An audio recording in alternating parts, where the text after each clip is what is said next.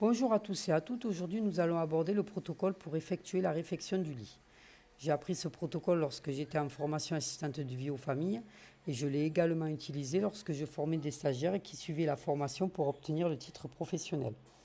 Je tiens à préciser que suivant les centres de formation, vous allez peut-être trouver des choses différentes dans ma description. Donc pour commencer, avant d'effectuer la réfection du lit, vous devez vous laver les mains. Ensuite, certains centres vont vous dire d'enfiler des gants, tandis que d'autres non. Ils les utiliseront que s'il y a présence d'urine ou de sel. Vous respectez ce que vous apprenez en formation.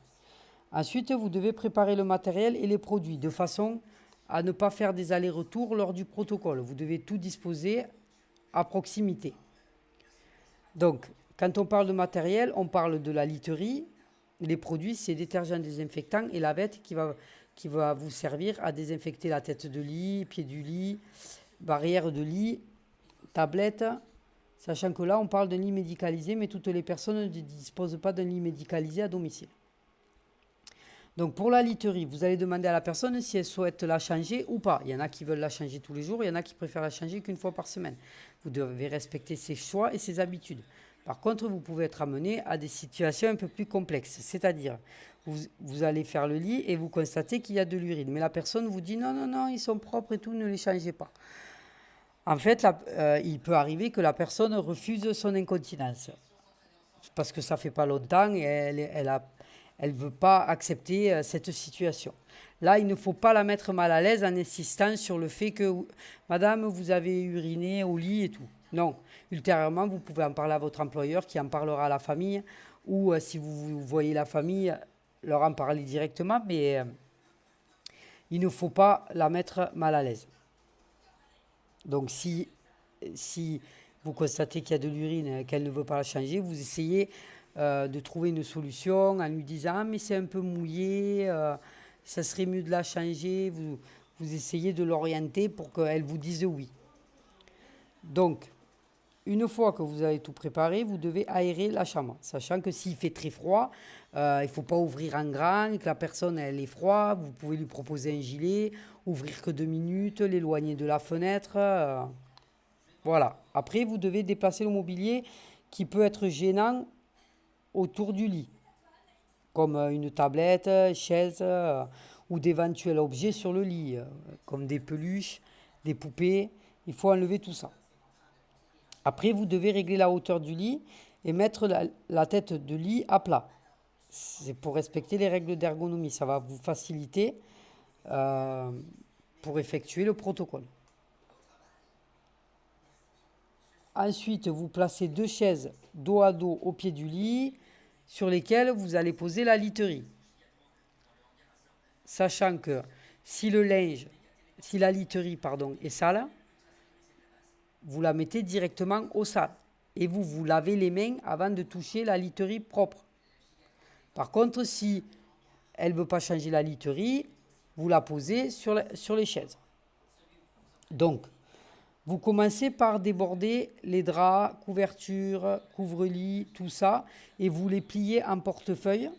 Donc, c'est-à-dire du haut du lit, vous les pliez plusieurs fois en portefeuille, on appelle ça comme ça, et vous les posez sur les chaises. Après, vous enlevez la tête d'oreiller, la laise s'il y en a une ou pas. Vous enlevez tout le linge de lit, quoi. Une fois que vous avez enlevé tout le linge du lit, vous pouvez nettoyer et désinfecter la housse s'il y en a une, grâce à la lavette et au détergent désinfectant. Alors, certains centres vont vous dire d'appliquer directement le détergent désinfectant sur le lit, tandis que d'autres vont vous dire de l'appliquer sur la lavette. À voir. Vous faites la tête du lit, pied du lit, barrière de sécurité. Une fois que vous avez fait tout ça, vous allez refaire le lit. Donc là, oralement, honnêtement, ça va être compliqué de vous expliquer comment faire un bord au carré, un lit au carré, un pli d'aisance et tout ça. Si vraiment vous en avez besoin, je pourrais le faire une vidéo en vous montrant comment on le fait, mais ça sera sur un lit normal parce que je n'ai pas à disposition un lit médicalisé pour pouvoir vous le montrer, mais je peux vous le faire sur un lit normal. Donc, pour faire le lit, vous allez mettre le drap housse, le drap plat. Donc là, vous demandez à la personne, est-ce que vous souhaitez un lit au carré ou pas? Est-ce que vous souhaitez un pli d'aisance ou pas? Il faut toujours demander à la personne.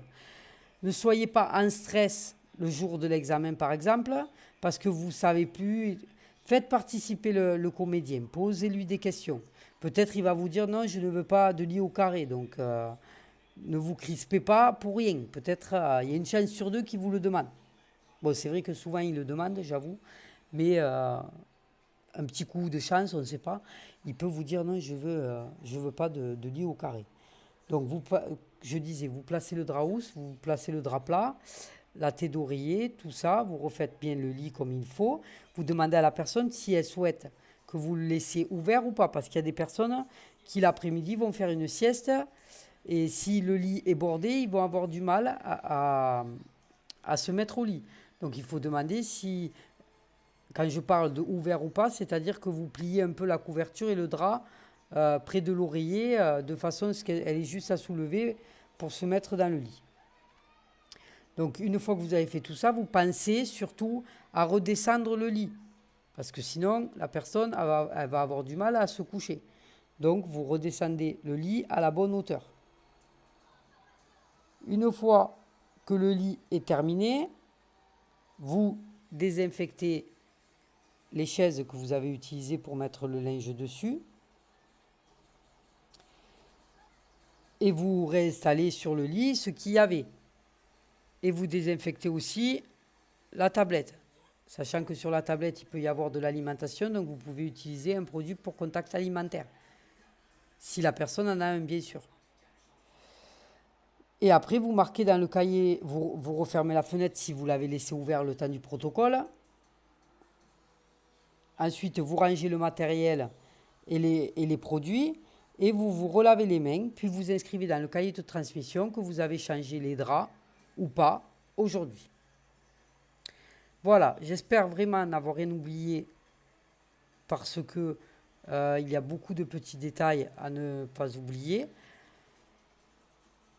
Les formatrices du groupe, si vous voyez des petites choses qui manquent, n'hésitez pas à les mettre sur le groupe.